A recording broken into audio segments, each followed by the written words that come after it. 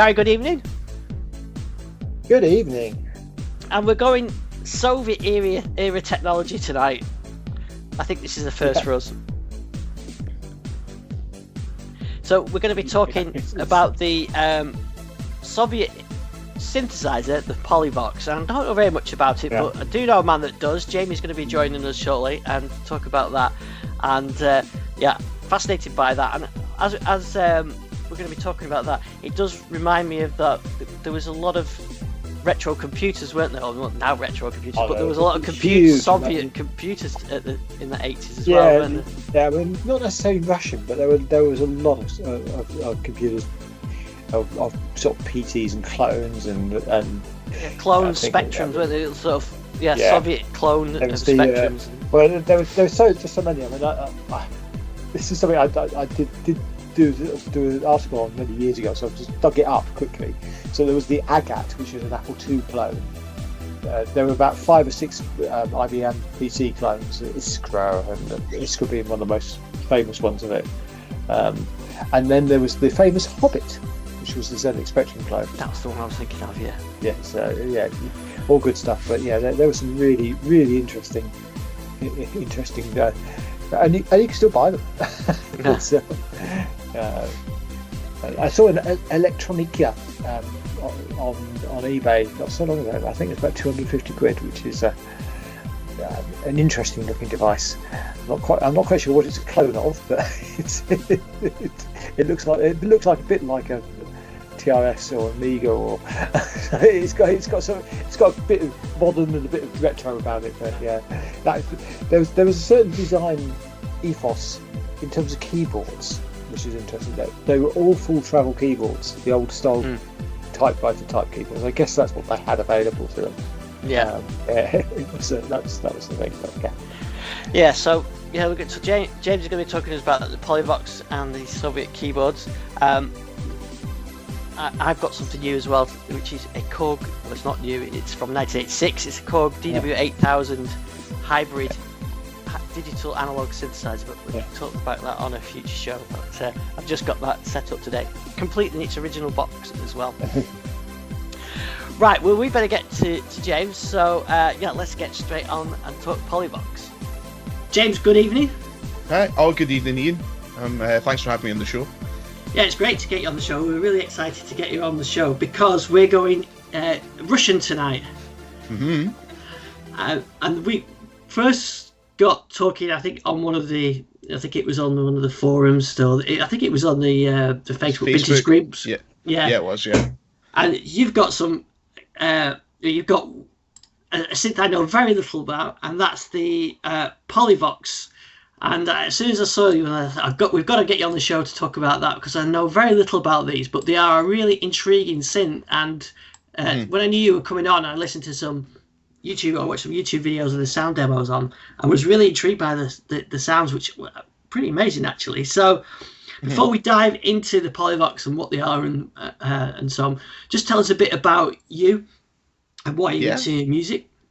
Yeah, I'll try and make it brief. So just the kind of the keynotes, really. So I think really the interest in, well, more so the electronic music, kind of had stemmed originally from computer games, actually. So when I was growing up, I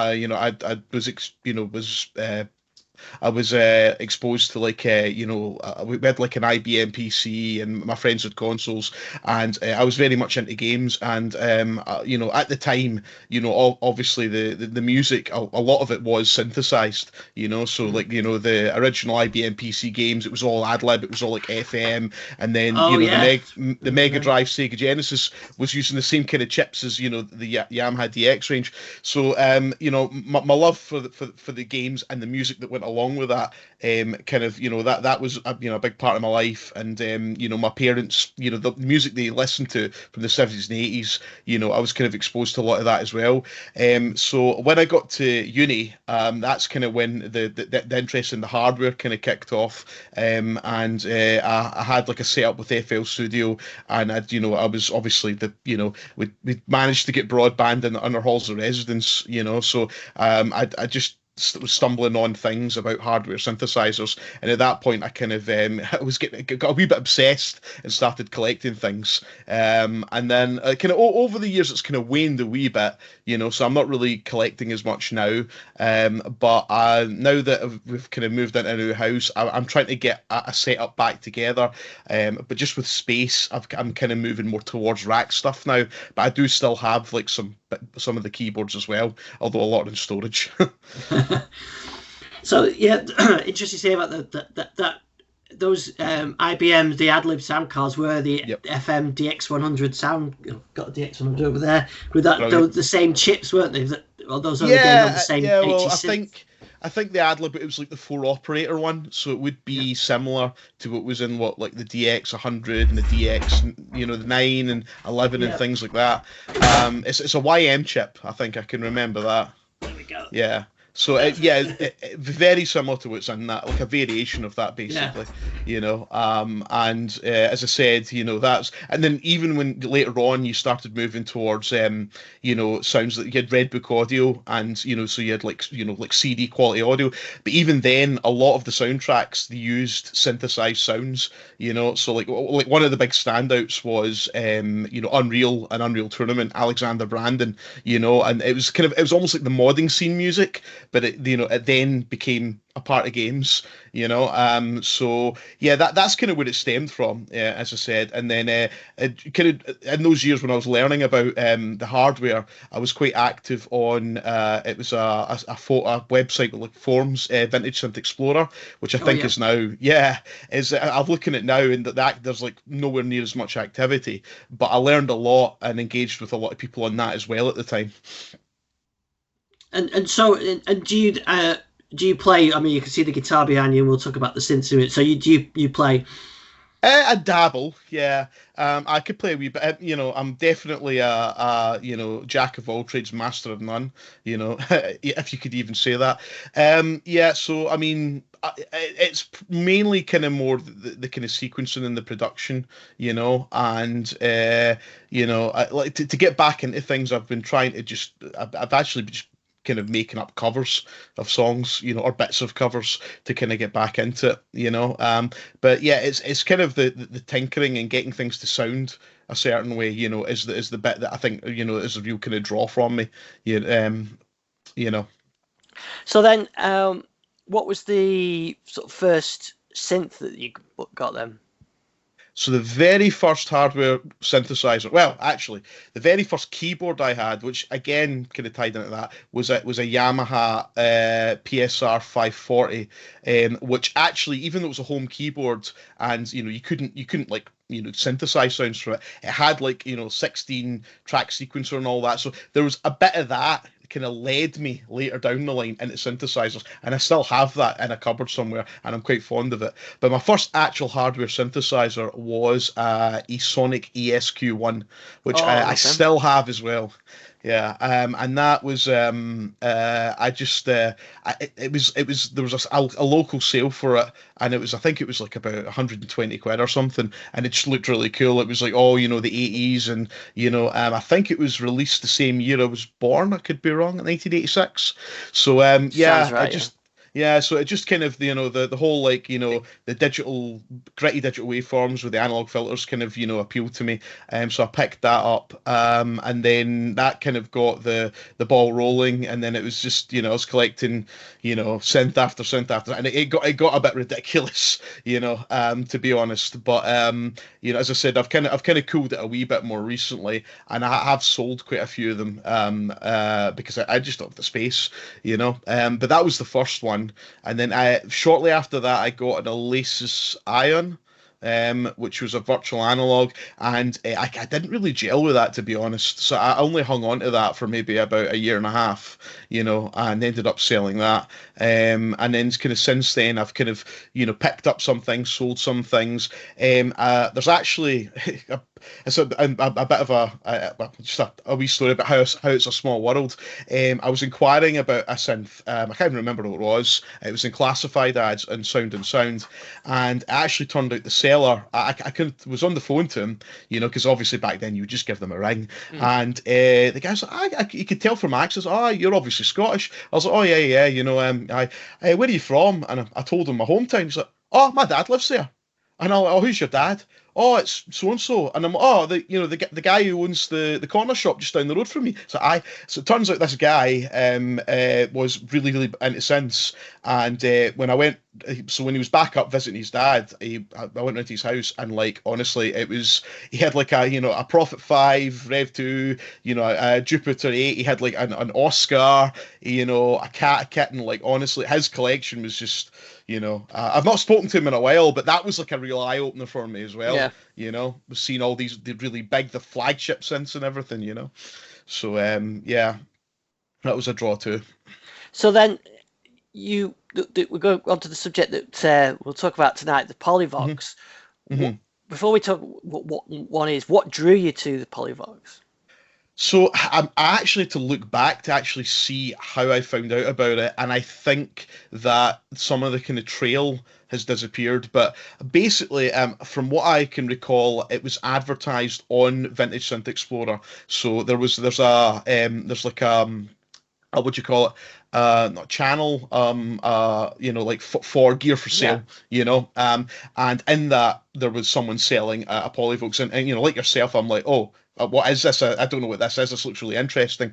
So it was round about 2007. Yeah, as I was looking back at my messages, and I can see me talking about it on the forums. So it was when it was in for repair. So it's round about 2007, I think, is when I acquired it. But the guy selling it at the time. So he was actually Ukrainian, and it was a guy called Artemy Pavlov, who actually happens to be the founder of Sine Vibes, who are a company that create like kind of digital effects. And I think originally when he sold me it, he was creating patches for synthesizers. Like you could buy different patches for different synths, and then he moved on to digital effects. And some of the newer gear I've got actually, like the Dreadbox synthesizers, use his effects, which are incredible. So it's a bit of a small world again. But so anyway, he was selling it, and I was obviously quite interested. And the main thing, obviously, was the shipping was going to be quite expensive because it was from the Ukraine. And the other thing as well is, I think at the time, there was PayPal. I had eBay, I had PayPal, but the security in PayPal wasn't great. And a lot of people selling things from, the Eastern countries use that thing called Western Union, which is kind of ironic because it's for sending money from the West to these. So I think that might have put a few people off because people thought, oh, Western Union, that could be a scam. But obviously I was chatting to the guy, and, he seemed totally legitimate. So I just basically went through with it. I sent him the money, covered the shipping and the insurance, and right enough, he sent it across. And, when it came and I first fired it up, it wasn't I wasn't really getting anything from it, and I actually to open it up, and the way it's set up is there's like a big circuit board, and then there's little module boards that basically slot in almost like a motherboard on like a computer. And some of the boards had worked themselves loose during transit, so I just slotted them back in, and hey presto, it was working, because obviously when he sold me it said it was working. So that's one thing to watch out for, maybe if you're transporting one, is just be careful not to shake it too much in case the boards slip out. So yeah, it arrived, and there were a few issues with it, so I sent it to tech to go and get fixed up, and get a mod done to it. But I obviously did get to experience it at that point, and it was what they said about the filter and the sounds, was spot on. It's got that very unique, it's very aggressive sound, and it's got a lot of character. So just tell us a bit of background on the Polivoks then, because where's it from? We said Russia earlier on, but is it actually Russia? So yeah, so basically, I knew a bit about this anyway, but I went and did a wee bit more research before the video just to make sure I get my facts right. Because one thing I will tell you is the creator of the Polivoks is a guy called Vladimir Kuzmin, and if you actually looking, I don't know if you've been looking at the YouTube videos online for Polivoks, but he's actually quite active on the videos, and he's actually got his own video where he shows you how to tune the Polivoks. So he seems to have embraced, the fact that people have discovered the Polivoks. I think he's really kind of embraced that. So it was created by Vladimir. The initial design, according to the A to Z of analog synthesizers I've got here, started in 1980, but the first production I think was 1982. Although there was very few from that era, that they didn't produce that many, and actually the production ran through right up to 1990. So the window there was 1982 to 1990, which is obviously a really long production run for a synthesizer. So it says here in that book there was roughly about 10,000 made, although there was an interview I think with Vladimir where he said it was maybe around about 20,000. But I think that the main reason, the kind of idea of it really was the fact that obviously that was still during the kind of Cold War, and with the Soviet Union, and it was quite difficult for musicians from the Soviet countries to get access to these instruments. So it was basically a way of basically allowing them to get something similar to a Moog or an ARP or a Korg, but obviously there wasn't really an infrastructure there for creating these instruments because they didn't really have like musical instruments companies. So the production of them actually took place at military plants. So it was designed in Ural's Vector plant, but the main production took place in a place called the Formanta factory. So you'll sometimes see that the Polivoks referred to as the Formanta Polivoks. It's not really the brand; it's just that's where it was made. Right. So it's as close as you can get to the brand. And apparently over the years the design of it didn't really change that much. It was just kind of wee tweaks to make it more stable. The iconic look of the Polivoks was very much inspired by Vladimir's wife, Olympiada, who had a really, I think she had like a kind of a background in design, like design and manufacture, and she had a lot of input on the kind of look of it. That's actually mine there. Is that this one in Wikipedia? Yeah. Yeah. That is the very one. Yeah. Wow. So if you actually go back and look at the earlier revisions, there's a really old low resolution photo that's taken in the exact same place. So I updated that one maybe about a year ago. I just retook the photo. So it's actually in my parents' house. I just put it in the same place just to make it look rustic. But yeah, so that's it there. That is the keys are a lot more yellow now in mine. But yeah, so yeah, you can see that the look of it, it's got almost like tank treads at the side, the end cheeks look like tank treads, and it was supposed to have a kind of a military look, so they wanted it to look like, it was, rugged and kind of robust and, like a kind of a military kind of device. And yeah, I think they've definitely achieved that. Yeah, definitely. I mean, it's certainly in you could see the sort of new wave bands, early 82, 83, really embracing that Cold War, Soviet chic kind of thing. Yeah. And you can really see it does look like that. Definitely. Yeah. It's got a pretty unique design. I mean, even for at that time, there weren't many. Well, I don't think still now there aren't any that particularly look like that. I mean, a lot of synths had wooden. Jen had the wooden. Is a bit like that, but with wooden end cheeks. But this has got a pretty unique design. I really like that, and that perhaps is because of that east-west divide that it's got that.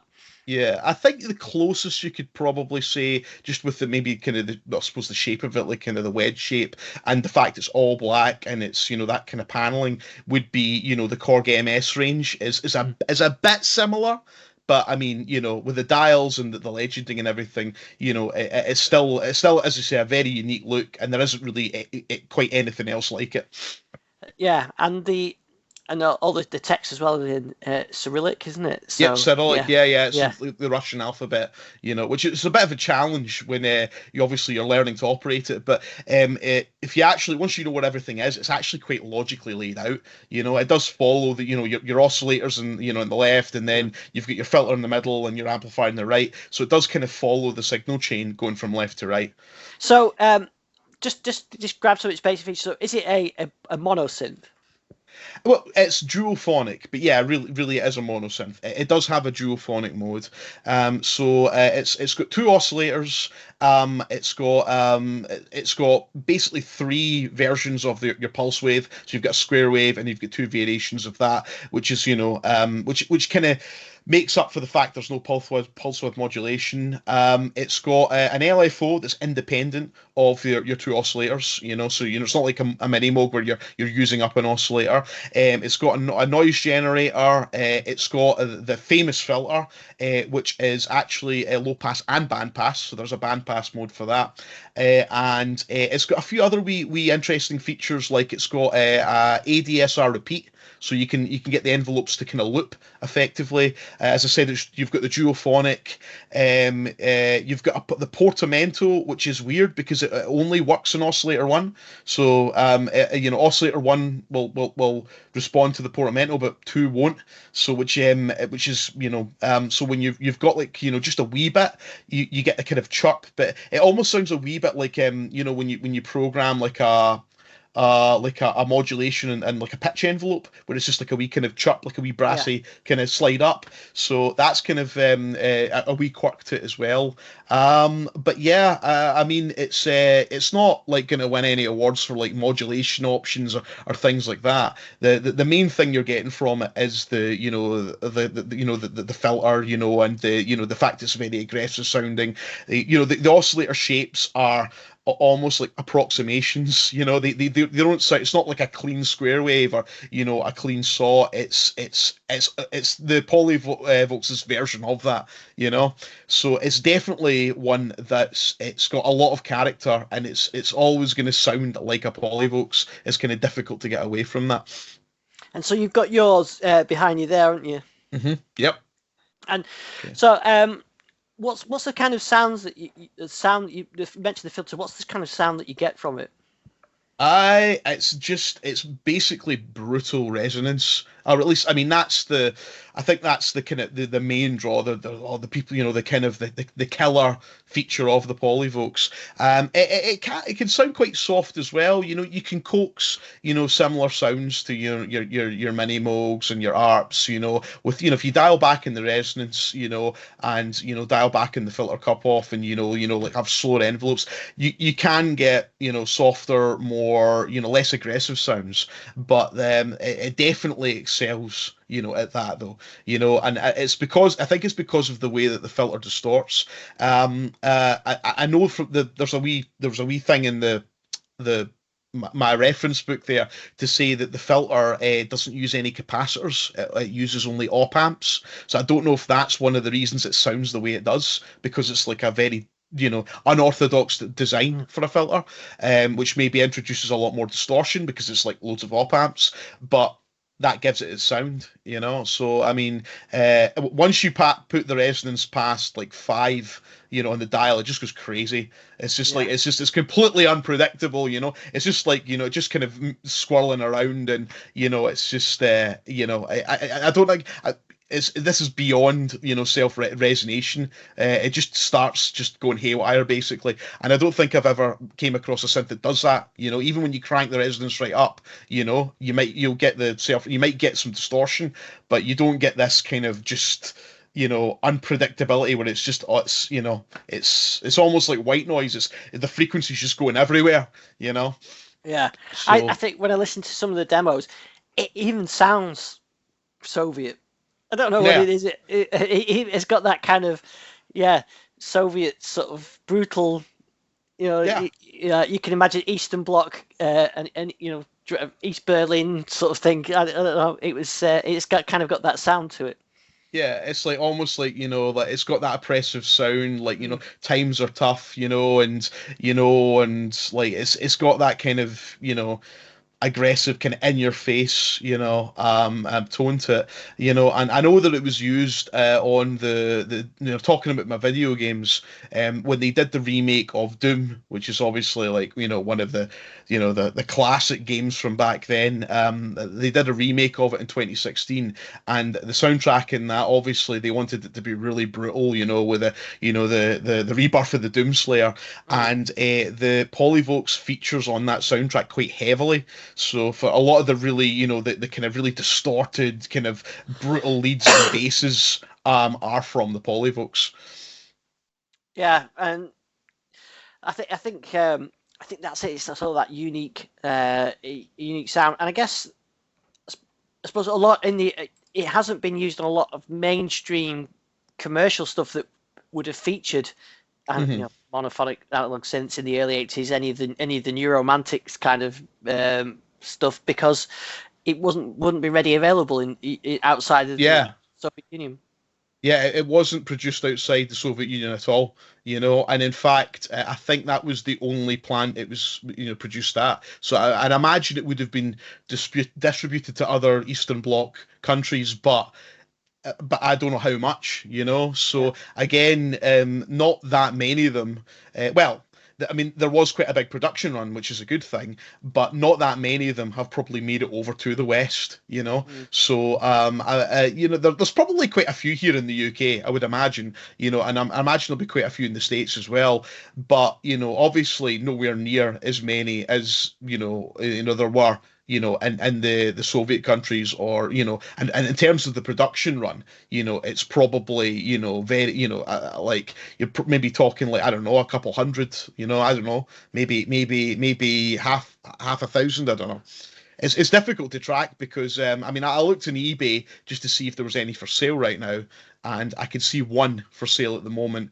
There have been times when I've seen more for sale, but it's kind of difficult to gauge how many are out there, how many are still working, and who's got them, that kind of thing.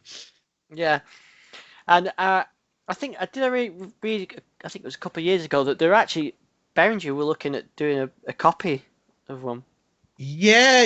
It's the usual kind of Behringer thing where they announce it, like, oh, we're making this, and they might even have a prototype, and then you hear nothing about it for years, and all of a sudden they're like, oh, it's ready.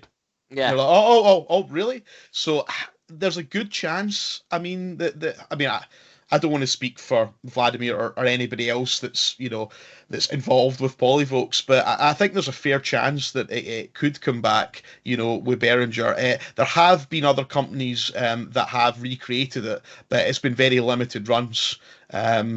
So I think at some point we probably will see another version of it. I do know that most of the parts are off-the-shelf parts, effectively. It's mainly discrete. There's not any, specialized chips or anything in it.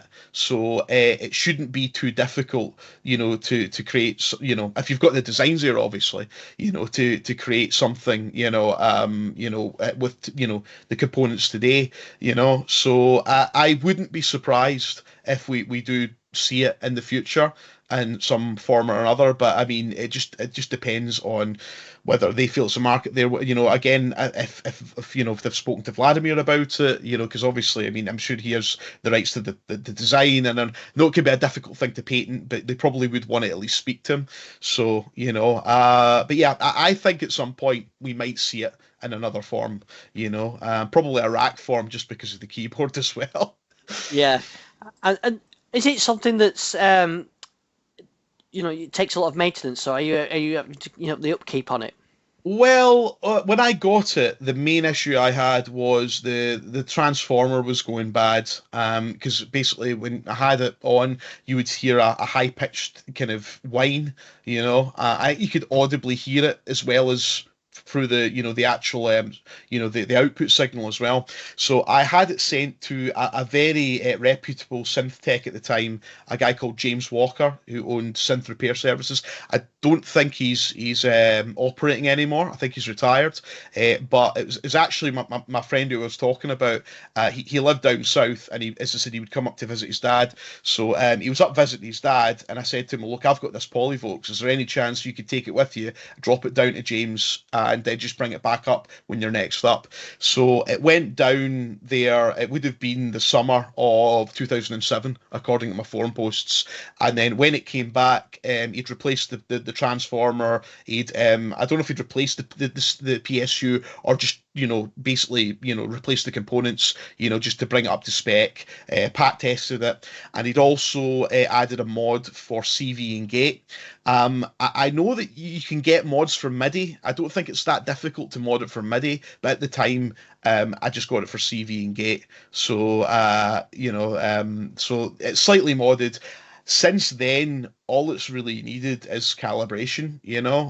It's actually been pretty reliable. You can actually tell the data production as well from the serial number. I learned this from the A to Z of synthesizers. So the serial number of mine is 0286120. So that would mean that it was produced in February of 1986, and it was the 120th one created that month. So is that the actual? Yeah. So the serial number system's actually very consistent.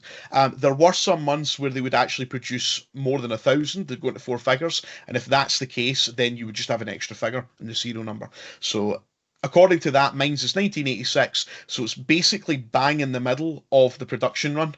And as I said, towards the end of the production run, Vladimir says they'd kind of ironed out a few kinks in it, to make it a bit more stable and maybe a bit more reliable. So by that stage, it's probably maybe the kinks have been ironed out. But yeah, maybe I've just been lucky with mine, but it's actually been pretty reliable.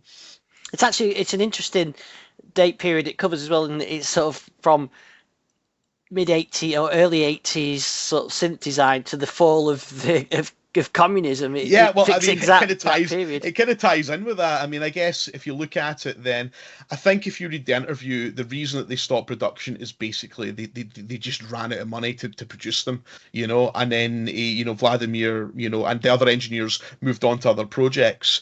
But if you think about it, with the kind of the fall of the wall in the Soviet Union, that would open up the floodgates, for them, obviously, people in those countries getting access to Western instruments, probably just a few years after they'd start seeing them come through. So I guess at that point there was probably less of a demand for it, and also the move from, at that stage you're really talking about well into digital synths. You've got your the Korg M1 coming out, and your workstations. So the demand for analog synthesizers was pretty low as well. So that's probably another reason, I would imagine.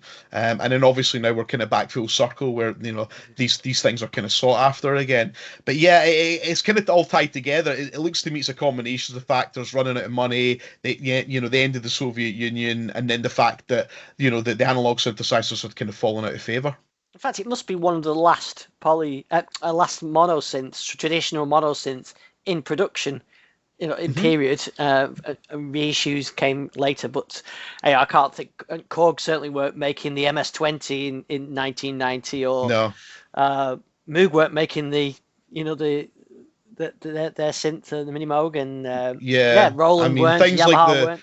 The Source, maybe, was that like late 80s? I don't know. I mean, those would be probably by then. Some of the latest ones. Yeah. So probably, I mean, if you got one that was like bang on 1990, that probably would have been one of the last, fully analog, monosynths of that era, really. Yeah. Yeah, and then like you said, now we've come full circle, and we sort of crave those simplistic analog synths. I actually got I told this story on the show a couple of times, but I got my Gen SX1000 in '88 for 30 quid of a friend at college, because no one wanted analog monosynths. And I remember in music shops, things like Korg Tridents and Sigmas going for like 100 quid or 200 quid because they just couldn't get rid of them, because all people wanted to buy would be an M1. Yeah. Now M1, and then you had your like Triton like your M1s, your Tritons, your Phantoms, and like your workstation keyboards, and then all your virtual analogs started coming out as well, like your Roland JP8000, and then like your like MS2000. MS2000, yeah, exactly. Microkorg, which is, the Microkorg, we're talking about a long production, the Polivoks. The Microkorg, that easily wins that award. I know it's now, they've finally discontinued and are making the Microkorg 2, which is, basically just, it's an improved Microkorg, for a lot of most intents and purposes. But the fact that production run has been so long, just goes to show that the analog had been basically replaced by virtual analog, and people were still buying the virtual analog and quite happy with the virtual analog. So even, the simpler synths, your subtractive synthesis, and, it was covered by virtual analog for most people, and it's only maybe been in the last, I don't know, I'd say maybe 15 years that people have really decided, right, let's actually start making analogs again, and actually, there's a market for it, and, obviously it is quite a sizable market now when it comes to synths, but, it's, that's, as I said, there was that period there where, you couldn't give them away. Yeah, it's funny, isn't it, how these things go around. So I don't know whether the teams will pick this up, but have you got the Polivoks connected up so we can hear it? Mm-hmm. Yeah. Let's have a listen. Yeah, I've turned up a bit more. I don't recognise that. Yeah, so there you go. So yeah, but you can hear that there. But the main thing, as I said, is the kind of filter. So if I'm just going to disable the repeating envelopes. And I'll need to turn the sustain up actually, so we can actually get a sustain note. So you can hear it there. You're actually getting a wee bit of distortion, even though the resonance is cranked quite high. But when you go up to like 5, that's kind of before it starts to break. And then you hear at this point.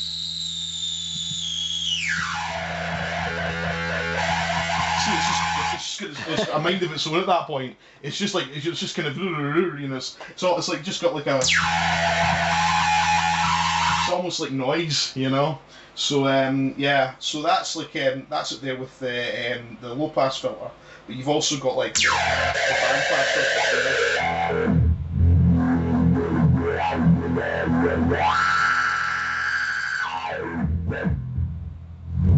And obviously quite a lot of bass there as well when you sweep it with a lot of resonance, because it's picking out those lower frequencies. But then if you dial that back, it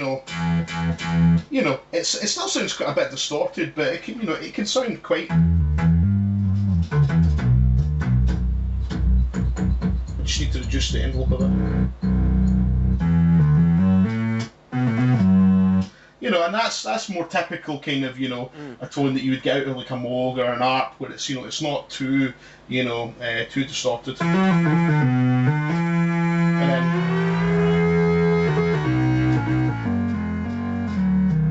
you can tune it to fifths, you've got your different waveforms, so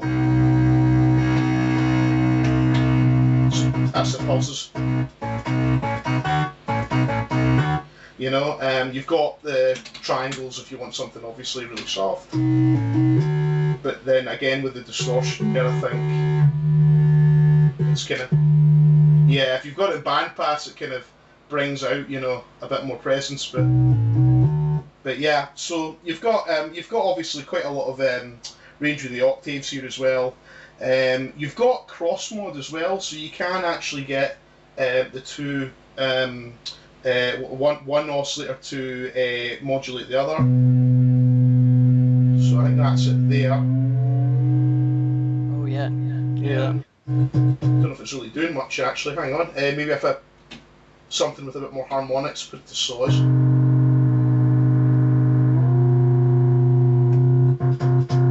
So that's supposed to.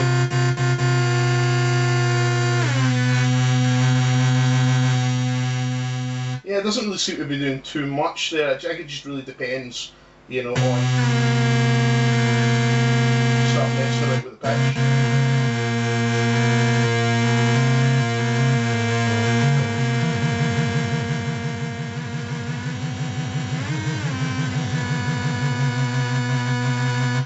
yeah, there is a cross mod there. I don't know if you're able to coax that many new sounds out of it, but it is an option there.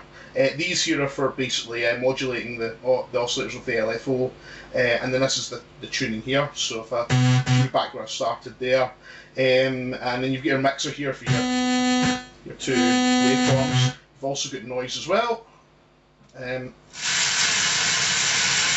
So some white noise, and then you've got, this is the external input, so you can plug in an external input and then route it through the filter. Yeah, over here I'll show you what I mean about the portamento. So if I turn these both up, both the oscillators, and I'll put them to the same octave. Right, and if I turn this portamento up here, yeah,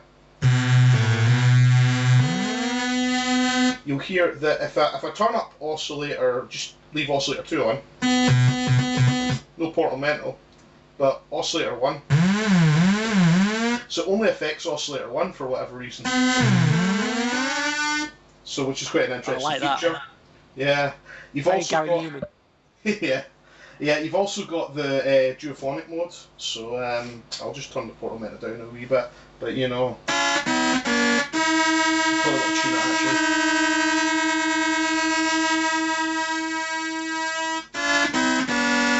Yeah, so you know, like you know, you can.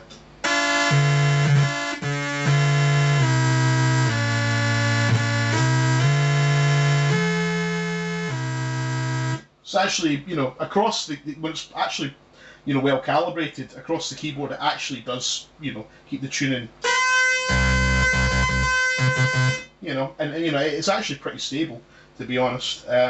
So the duophonic mode's a nice thing to have. And then, as I said, you know, this is your filter section over here. So you've got your ADSR, you know, that's your cutoff, that's your resonance, that's for the LFO, and that's for the envelope.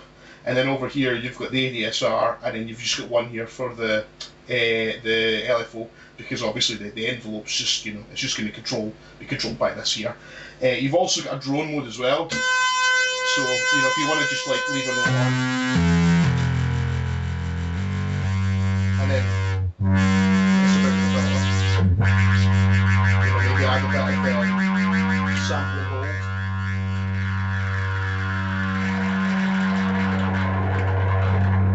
Sizzle there, so that for a more kind of conventional sample and hold option, the bandpass.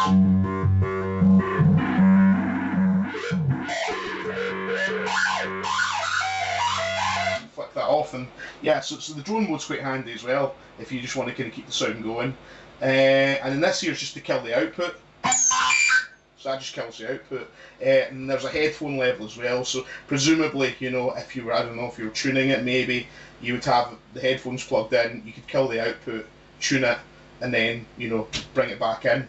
You know, but obviously in like a studio setting, you know, it's going to be limited use really. But yeah, I mean that's basically the kind of main features of it. You know, the main thing is kind of the character. You know, it does lack some features, like as I said, there's no pulse width modulation. You know, there's no you know, oscillator sync. There's no ring modulation. The LFO as well. You can actually see the rate here with the LED. It doesn't go very fast. You know, it goes reasonably fast, but it's not like quite into audio rate. You know, so it's probably one of the LFOs that, you know that's got a kind of smaller range for the rate, you know, but you've got noise waveform there as well actually. You can modulate with the noise, which is quite handy, as well as having the noise source there. So yeah, I mean, the other thing as well is to tune it. Basically, there's behind this panel here, there's basically 2 sets of 3 trim pots, and one for each oscillator. So it's really easy to actually calibrate it. You don't need to open it up or anything. You just pull this panel off here.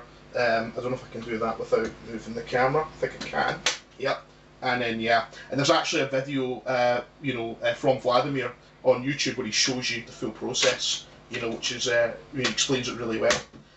So yeah, so I mean that's kind of the, you know, the main kind of you know, the main like points of interest, I would say, for the Polivoks, you know. But the main thing is the sound and, you know, the kind of the iconic look. Yeah, it's the look, but also that sound is not something you're going to get out of many mono synths really. Maybe an MS-20 has kind of a gnarly character to it, but certainly it's not like that. And if you get one of the, my little gen down there, it can do some weird sounds, but it certainly, the filters don't sound like that. So it is pretty unique.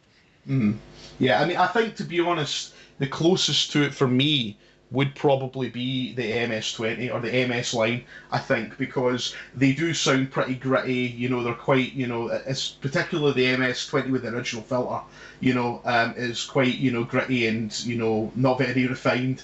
And the fact it's got the bandpass filter as well, well, it's actually, it's got the high pass and the low pass, but you can combine them to make a bandpass. So it's in that kind of territory, And again, it also lacks pulse width modulation as well. So it almost seems like it's, it's got bits of the Minimoog, bits of the MS-20, I suppose a bit of the ARP Odyssey with the duophonic mode as well. It's almost like a kind of, a collection of, best of features from some of these synths all kind of combined into one, But the end result with the filter, it is very much its own thing. Yeah, I think it's got such a unique character, and that's when I saw that you have one of those. It's that's why I thought we've got to get you on to talk about that. And where does it go from there? Is there other Polivoks synths, or is this the only one they ever made? It's the only one I ever made. There was a rumour, about a one oscillator version of the Polivoks, and this is mentioned in the book actually. And Vladimir says that they never produced another instrument with the same name, So he has no knowledge of a one oscillator version of it existing. There only is one version of the Polivoks, and this is it. So there were other Soviet era synths. The one I think maybe there was like a few string machines in that. There was not one called, it was like called a Juno or something. It was like a bit like a Juno. Well, it wasn't like a Juno, but it had a name similar to the Juno. But there was one I think called, is it the Elatia? That is probably, I would say, not as well known as the Polivoks, but probably, to me, was probably the second most known about one. And that one, I think it's 3 oscillators, and again, it looks like a kind of wedge shape, like a Minimoog, So that one, I think, is quite sought after. There was a website that documented a lot of the Soviet synthesizers. I don't know if it still exists. I think it was called Ruskies, like as in like RUSKs, Ruskies. Don't know if it still exists. Hang on, I'm just looking now, see if it's still there. But they were all kind of listed on that, and so just having a look. Yeah, it does still exist. Yeah.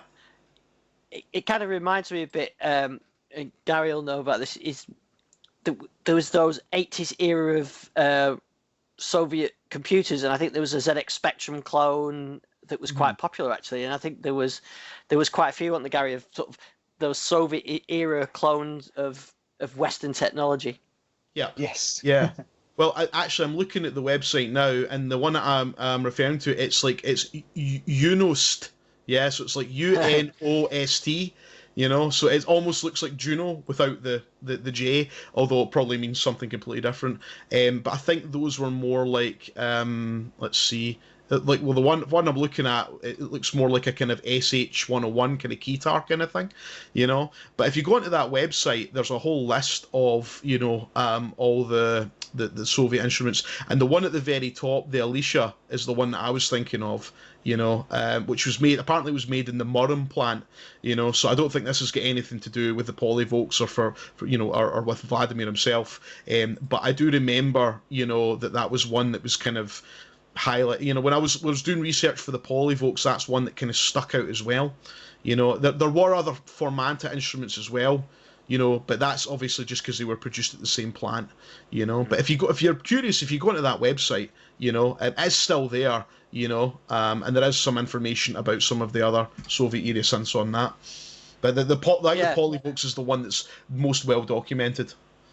Yeah, it's certainly a unique instrument, and I think it's fascinating to hear it like that. And I've watched the videos of this week. It's really interesting to hear something different like that.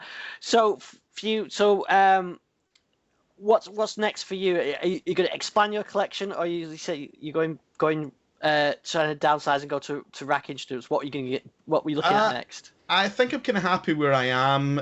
More recently, I've picked up some rack instruments. I'm very impressed by Dreadbox. Yeah, I've got 2 of their synths now. So one of them is one of them is the Nymphes. Yeah, is that how you say it? Yeah, the Nymphes, which is, to me, is basically a Juno clone, or to me it's more like a Korg Poly-6, to be honest, which is my favourite polysynth that I own is my Korg Poly-6, and this to me is very similar to it, and it's just a little module. It's got very similar architecture. It's got 2 envelopes instead of 1, which is a nice bonus, but other than that, it's got the almost identical architecture, and the sound for it is very similar to the Poly-6 because it uses proper VCOs, so there's a wee bit of drifting there. They're not kind of phase locked in like they are in your Junos. So that's, I think, if you don't mind a module and you're looking for, like a kind of simple polysynth that will do lots of, great bread and butter sounds, won't break the bank, and just all round sounds great, I would highly recommend that. The other one is the Typhoon, which is like one of their monosynths, and that's coupled with the Sine Vibes effects, and the raw sound of it's great. It just sounds great. There's a wee bit of menu diving to it, but a lot of the main controls are on the panel. Again, it's a wee module. It's got an interesting way that the way it does the oscillators is kind of variable waveforms, but it changes both of them at the same time. So there's enough settings there where you can get what 2 waveforms you're after, but they might be restricted to only an oscillator one and only. So they've used the controls to kind of work around a lot of limitations, with there's limited controls, but it gives you a lot of scope, is what I'm trying to say. And the sine vibe effects are incredible, like they're like the icing. The raw tone of it's great, but they're like the icing in the cake. The reverbs in it are just like so lush, and it's so if you're looking for something that it could do lots of really bread and butter sounds, and it can sound great, but if you're looking for something that can do a lot of kind of ambient sounds and kind of droning sounds, it's incredible for that. There's loads of videos on YouTube of people making kind of drone music with it, and it's I think that's one of its real fortes. So I would definitely, if you're looking at modules and kind of modern stuff, analog, I would definitely have a look at Dreadbox, because I only found out about them quite recently, and I've been really impressed. I've picked up like a couple of Nords, racks, because I never really had a kind of Nord back in the day, and I kind of tried one more recently, and even though it's virtual analog, I just really like it's got a very cutting sound, it's got a lot of presence. So I've picked up an original rack and also a Nord Lead 3. Which is kind of the black sheep of the Nord Lead family, because it's really seen more as an FM synthesizer. But I really like it, and to be honest, I think that might. I've got money in that maybe being a future classic because of the fact it's got the endless rotary knobs as well for programming, which is amazing, So when you change the patch, it's got LEDs that go round the knobs, so the knobs don't need to move, but it shows you visually what everything's doing. At a glance, you can see what all the settings are, so you can load up a patch and say, right, how's that sound created? The whole panel lights up and shows you what everything's set at. So it's really good for that, for getting to grips with the programming, because you can see everything at all times. And I don't think there's any other synthesizer that's done that before, where it's got the endless rotaries for pretty much everything. And when you load up a patch, it visually shows you what everything's at. Which is really, really, really cool. Yeah, it's good. Well, it's been absolutely brilliant to get you on the show, James. I really appreciate you joining us. I knew nothing about the Polivoks, and now I feel I know a bit more about it, and it was really great. So it was great to get a bit of Cold War technology on there as well, which is something we definitely like. We do like a bit of that, yeah. No, Yeah. well, I mean, if if you feel that you know a bit better, and your audience feels that they know a bit better, then I feel that you've achieved the goal there. Well, really enjoyed chatting tonight. It was great that, and yeah, we'll definitely get back on the show to talk Polivoks again in the future. Oh, that was great. Really enjoyed that. That was brilliant, wasn't it? I mean, I love that. I'm glad we got the sound working in the end. That was really good to hear it. And that's so evocative, isn't it? That sound. It has got that sort of a brilliant sort of Cold War feel to it, and I can imagine John Fox or someone playing one of those. So we'll be back same time, same place next week. You can email me ian@thedigital-lifestyle.com, and we'll have more guests and more tech news in the next few shows. We will indeed, and just a heads up that next week on starting Wednesday is the Everything Electric show in London. Oh yeah. Which obviously we've talked about quite a bit on time. This is an expanded show. If you're interested in test driving an electric vehicle, it's probably one of the best, easiest places to go and test drive an EV. It's not the best driving place to go out, but there'll be an awful lot of cars there to actually test drive, and usually should be able to get to try one out. So yeah, it's going to be a good experience. And the thing I'm really looking forward to. You know, Robert Llewellyn is famous for a couple of things, Red Dwarf and another program which was pretty famous, and I think we both enjoyed, called Scrap Heap Challenge. Yeah. And they're doing a variant of that for kids at this show. It's going to be it just sounds brilliant. I'm really looking forward to seeing that. Oh, that sounds good. Yeah. That'll be interesting. That. So you're off there next week. I'll be there Wednesday for the press day, and I'll get some coverage for the following week's show, maybe we'll talk a little bit about that on next week's show as well. What's coming up, because I'll know a bit more of what they're actually launching by Tuesday. Yeah, when we actually record. Excellent stuff. Right, well, we'll be back same time, same place, usual places. Thanks for watching, and thanks for listening. See you then. Take care.